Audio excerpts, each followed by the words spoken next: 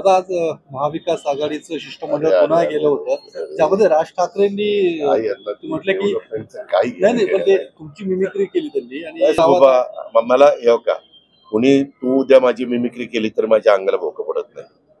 हे जे मिमिक्री करणारे मिमिक्री करत राहतील, काम करणारा मी कामाचा माणूस मी काम करत राहील. मी आज माझ्या शेतकऱ्यांच्या करता महत्वाचे निर्णय घेतले. मी आज माझ्या बिबटच्या संदर्भातलं जे संकट माझ्या जुन्नर, खेड, आंबेगाव, शिरूर, पारनेर अहिल्यानगर आणि अकोले अहिल्यानगर इथं आलंय. काही जण तर मला म्हणले की दादा हवेली तालुक्यापर्यंत काही बिबटे पाहायला मिळत आहेत. हे मोठं संकट आहे. कधी इतकी मोठ्या संख्या वाढलेली नव्हती. मी पत्रकार मित्रांनो सांगतो, आपल्याला पण अशा मिमिक्री करणाऱ्यांना मिमिक्री कोण करतं आपण ओळखून घेतलं पाहिजे. पुन्हा पुढे तुम्ही त्यांना विचारणार का हो राजसाहेब ठाकरे तुम्ही मिमिक्री केल्यानंतर अजित पवार तुमच्याबद्दल असं म्हणले, तुमचं काय मत आहे? मला त्या तशाशी मला माझ्या पूरग्रस्त भागातल्या शेतकऱ्यांना दिवाळीच्या आत मदत कशी जाईल, माझ्या अडचणीतला बळीराजा त्याला ताबडतोब कशा पद्धतीनं आपल्याला पुन्हा उभं करता येईल, आणि हे जे काही आम्ही काम हातामध्ये घेतलेलं आहे त्या कामामध्ये येणाऱ्या अडीअडचणी दूर करण्याच्या करता आम्ही लक्ष देतोय, देणार आणि ते काम करू.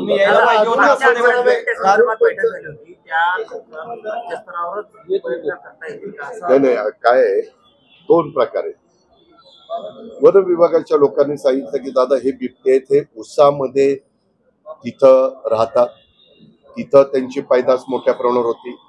या बिबट्यांचा जंगलाचा काहीच संबंध राहिलेला नाहीये आणि त्याच्यामुळं त्यांना जंगलात सोडलं तर ते जंगलात राहू शकत नाही, कारण ते लहानाचे मोठेच त्या उसात झाले. बरं उसातनं बाहेर आले की कुणाचे तरी जवळपास शेतीवाडी असती, वस्ती असती, तिथं जाऊन कुत्री असतील तर कुत्री पकडायची, मांजरं असले तर मांजरं पकडायची, भुशी असल्या तर भुशी पकडायच्या, कोंबड्या असल्या तर कोंबड्या, बकरी, वासरं अशा पद्धतीनं, किंवा वेळ पडली तर मनुष्यावर हल्ला करण्याचा मागे पुढे ते बघत नाही. आणि म्हणून त्याच्याकरता आम्ही वेगवेगळ्या गोष्टी केलेल्या आहेत, परंतु त्या तात्पुरत्या स्वरूपाच्या आहेत. आपल्याला तिथून ह्यांचा बंदोबस्त करून त्यांना एका ठिकाणी त्यांना कुठेही न मारता त्या पिंजऱ्यामध्ये पकडून ठेवून त्यांना तिथं शेवटपर्यंत आपल्याला सांभाळावं लागणार आहे. त्याशिवाय हे बंद होणार नाही. कारण ह्याच्या आधी पण आपण इतके वर्ष आपल्या जिल्ह्यामध्ये काम करतोय.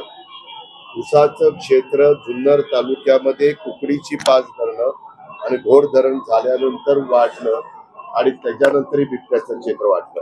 तुम्ही जुन्या पत्रकारांना विचारा, कधी पण एवढं बिबट्याचं प्रमाण हे मनुष्य वस्तीमध्ये नव्हतं.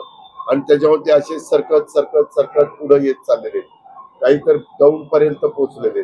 उद्या इंदापूरला, इकडं करमाळ्याला, इकडं बारामतीला, इकडं पण ते यायला, इकडे जिथं उसाची शेती आहे तिथं जायला वेळ लागणार नाही आणि त्यांना बाकीचं काही फार कष्ट पडतच नाही.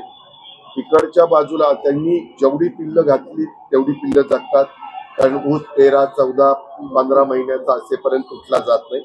अशा या सगळ्या गोष्टी आहेत. त्याच्यामुळं आम्हाला जंगलामध्ये राहणाऱ्या बिबट्यांचा वेगळा विचार करावा लागेल आणि आपल्या उसामध्ये राहणं जी बिबट्यांची संख्या वाढती त्याचा वेगळा विचार करावा लागेल. आणि त्याच्याबद्दल आम्ही भूपेंद्र यादव साहेब आल्यानंतर त्यांच्याशी स्पष्टपणे बोलू आणि त्यांची मदत घेऊ.